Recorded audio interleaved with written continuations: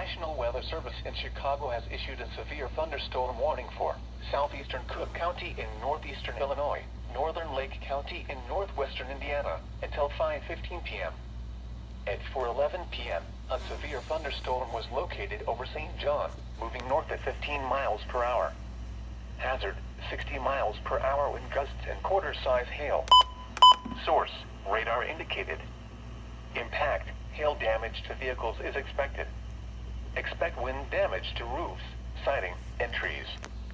Locations impacted include Chicago, Hammond, Gary, Calumet City, Merrillville, East Chicago, Schererville, Hobart, Lansing, Crown Point, Highland, Munster, Dolton, Griffith, St. John, Lake Station, Cedar Lake, Steger, Whiting, and Burnham.